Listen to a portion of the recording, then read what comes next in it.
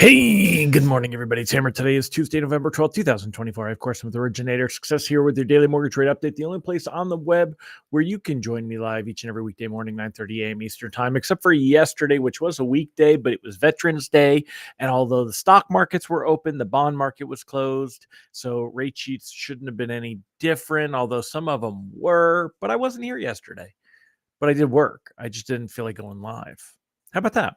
But anyway, we're here today. It's 9:30 a.m. Eastern Time. If you're watching the replay, don't forget to give me a hashtag replay. Let me know in the comments. If you're here live, say good morning. Like my man Ron Siegel, who said today is National Pizza with the Works, except for Anchovies Day. I can get behind that one because I do not like anchovies. If you like what we do here, go ahead and smash that like button, tag an hello friend, share this post in a group. If you are on YouTube, make sure you go ahead and click that thumbs up, click the subscribe button, and leave a comment or two. It does helps the algorithm, helps me get seen by more people. Appreciate you doing that. So let's go ahead and say hi to all the live folks who got here this morning as everybody is pouring in. Good morning, Mr. Ron Siegel. Let me know, what is your favorite kind of pizza? Question of the day. What is your favorite kind of pizza? Let me go ahead and throw that in the question of the day section here. What is your favorite pizza? And by pizza, it can be white pizza, red pizza, or pizza toppings. We've talked about this before, but if it's National Pizza Day, I mean, come on, I'm not very creative. We got to go with that one, right? So what is your favorite pizza? I'm a meat lover pizza guy, of course. Just love me my meat lovers. So, but let us know in the comments what you guys think. Mike Tebow, good morning, sir. Megan Lindbergh, great to see you. Mark Clark, Angela Walters, good morning. Brandy Brickler, great to see you. Deb Dickinson, hello. Amy Blauser, Bobby Searson, good to have you here. Nicole Semerad, Michael Love, great to have you here, sir. Julie, good morning. Yasmin, good morning. Katie, good morning. Rob, good morning. Glenn Boussard, hey, how's your dad doing, Glenn? Hope he's doing well. Please say hello to him for me. Obviously, we haven't chatted in quite a long time, so just say hi to him. See how he's doing. Harry, Dennis, good morning. Colin, James, Robert, Randy, giddy up. James Mahan's a meat lovers guy. Add mushrooms. Now, I could go with jalapenos. I'm not going with mushrooms.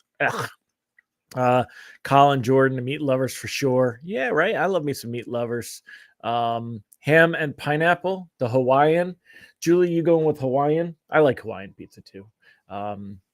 Brady Tickle also going on the Hawaiian boat. Ron Siegel, meat lovers all the way. Don't forget the bacon. Absolutely. Can you call it meat lovers if it doesn't have bacon? The 90s and 2000s burnt you out on pizza. Dude, how much pizza did you eat that you could be burnt out on pizza? So, all right. Well, anyway, that was fun, y'all. Thanks for the chat. Let me go ahead and get back to it. And all right, let's get rid of chat. I got to go up all the way to, there we go. Get rid of that. Okay, so let's go ahead and dive in. I will show my screen and see where we are at. Right now, we're cautiously floating. This morning, rate sheets are going to be worse than Friday, about 1/8 of a point in rate. So if we take a look at Mortgage News Daily, uses as a reference point, we could say, let's see, take a look here. Put this here.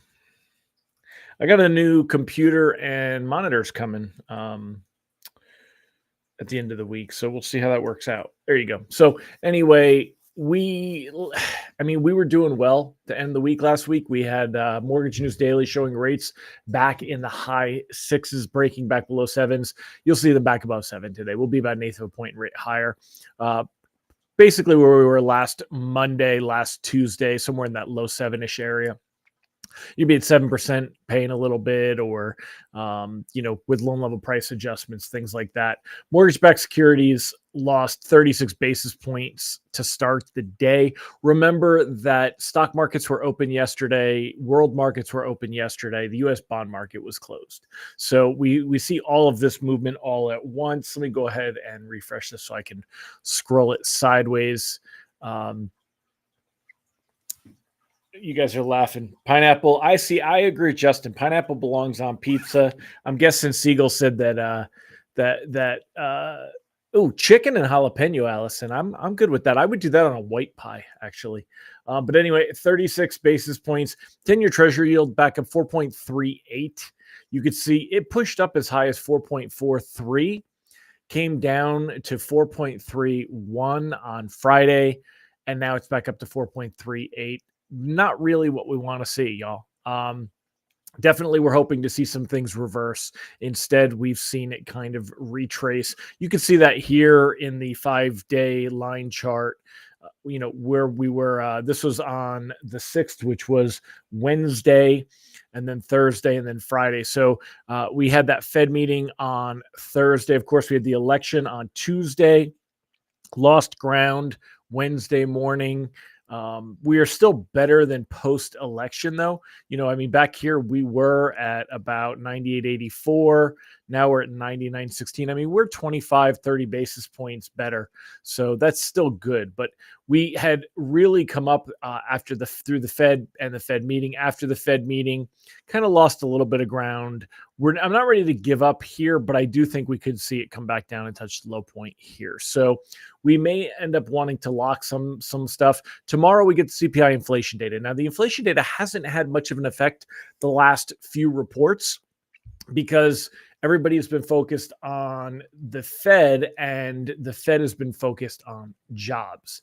Now, there's a lot more talk about inflation now that Trump is in office. The House is almost decided. It looks pretty clear that the Republicans will gain a full majority, the red wave. But if we take a look here, the House is at 214. They need 218 for a majority. The Democrats would need a lot more votes than the House. So, than the Republicans. They gained one seat. There's 468. How many House seats? I think there's 435. 435. The 468 was the number of including Senate for election. So 435. And what do we got going on here? We've got, I don't want to be zooming in. I wanted to scroll. So 205, 214, 435. So we're at 419 right now. So we've still got 16 seats to go. There is, in theory, the ability for the Democrats to hit that. They would need 13 of the 16 seats. I don't know where still has not been decided. Let's take a look at the map. So you got blue up here. That's one seat. We've got blue over here. That is 4 seats. So that could be 5. That makes it a little bit closer. But then you've got 5 seats here in Arizona that are likely to go red. California. Oh, this is the total seats. Come on. I don't want all of California. I want just that county. 7 seats there. You got. Oh, they don't tell you how many seats are available. They tell you how many are decided already. Okay. So we got some blue here. We got some blue here, but we got some red. So we got red leading there. So it looks like that they'll take that. So anyway, a lot of focus on that. But bottom line, red wave. You're going to get a lot more inflation concern. There's talk about inflation, so we'll see that report, but it's not going to help rates improve much, I'll tell you that.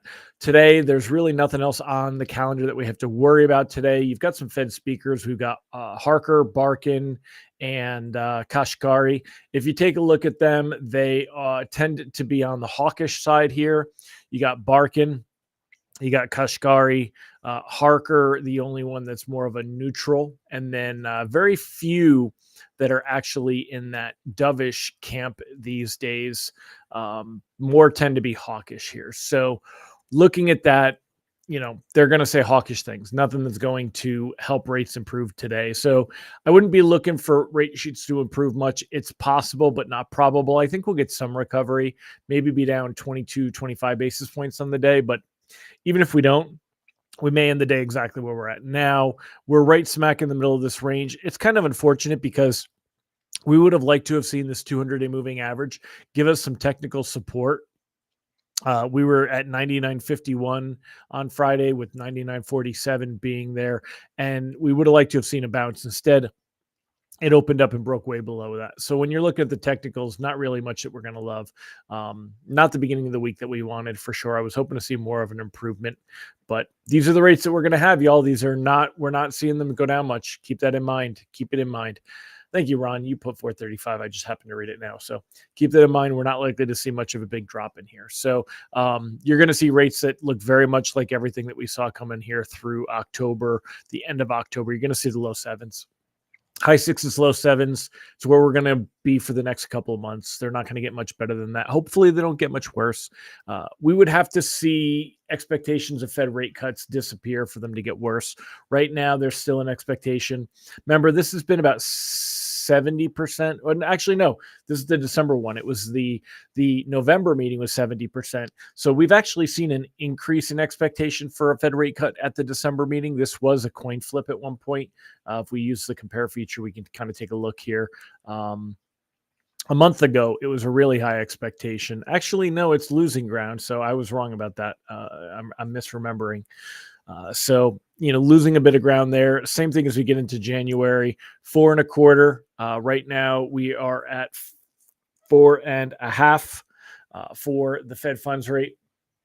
So, I mean, how likely is it that we drop? They're not really looking for a ton of that. I mean, even when we get into January, look at this. I mean, 23% think we'll still be there. So, Randy said, what's the time frame situation for lower trending rates? Hopefully we see some improvement, Randy, in November, but it's not going to be much. It's not going to be much. Expectations the economy is doing well. We have to see stacking data that the economy is weak. Now, what everybody talks about is the economic reports, the economic data shows that the economy is doing well. If you talk to the average consumer, they're hurting. So why is the economic report showing they're doing well? Credit. People are spending credit. So as they are overextended and no longer able to spend on credit, we would see a slowdown and that would kind of hit everything. If we see the whole thing implode, if we see a credit bubble, that would all be bad. Hopefully we don't see any of those things, but at the same time, it's unlikely that we see rates go down. Now, when Trump does get in office in January, he's going to want to see rates go down because lower rates are good for the economy. They push things. They're going to, it's everything he wants to see. But that's why they're already putting so much pressure where, they say that Trump's going to want to fire Powell. But Trump came out and said that he would let Powell serve till 2026. Now, he comes out and changes his mind on stuff, but he didn't come out firing at Powell this time. And at the end of the day, and yes, I'm going to talk, about Trump and politics and things a little bit because we're all big people here, but I was never a big Trump fan. Maybe it's because he does have access to Twitter. He just doesn't use it as much. Maybe all the stuff's on Truth Social and I don't see it there. But he has been a little more low-key this time around. Some of the appointments that he's making, I know there's concern. There's a lot of talk of the Project 2025 thing. I haven't really analyzed that to see how that would affect rates, so I won't comment too much about it. I also don't know if there's too much truth to that, but you definitely have some things that are going to come into play. If we do see a lot of deportation, it is going to affect labor. That is going to make a tighter labor market. The question is, do the lazy people out there want the hard jobs? Because Americans are, as a collective group, there's a lot of them that are lazy and they don't want the hard jobs, physical or mental. So, and they also don't want jobs that are considered beneath them. So, we're going to have to see where all this plays out, but none of it is good for that. Yeah, six still to call, Ron. So, yeah, I mean, 219. You say 219 to 210? What was showing up on what I just pulled? I thought it was 215 to 204, 205 to 214 rather. So that's showing the Associated Press. If it is 219, then that would absolutely be the majority. So that would be enough. I don't know where you're getting that data from, Ron. Nathan, absolutely entitled. So. But anyway, all right, y'all. Well, I'm going to wrap it up. I mean, there's not much else to say. I answered Randy's question, which the answer sucks. The reality is that it's not like that we're going to see rates. We're going to have to push through this and get people out there buying with what we've got dealing with here. Yeah, no, I know, Ron, with the Project 25 thing and being a Heritage Foundation program, Trump has nothing to do with. He does not support. Um, I get that too, but he also, some of the people that have been mentioned in there are going to be worked into what he's doing, and so we'll just see. I was just curious. I'll look at it. I don't, but yeah, that's not his agenda. So. All right, y'all. Well, thank you for joining me again. I'm sorry to give you what equates to bad news. I don't think this week's going to be all that great for rates. I think our best case scenario is that we can get back to where we were last Friday, but that would take a best case scenario when you wake up down 30, 40 basis points. It's kind of a rough uphill climb now. But again, rates, that's generally going to push rates up about an eighth, and maybe an eighth and a little bit worse pricing this morning. So let's cautiously float and see where everything goes would be my advice. We're going to watch that 10-year treasury yield closely. We're going to watch mortgage-backed securities closely, but they're very much in that same range. The good news is, I mean, again, a year ago, we were at rates in the eights in October. So we're still better, but it's not what people want. I get it. So, all right, my friends, I'll catch y'all later, and you have a fantastic day. See you tomorrow. Bye-bye.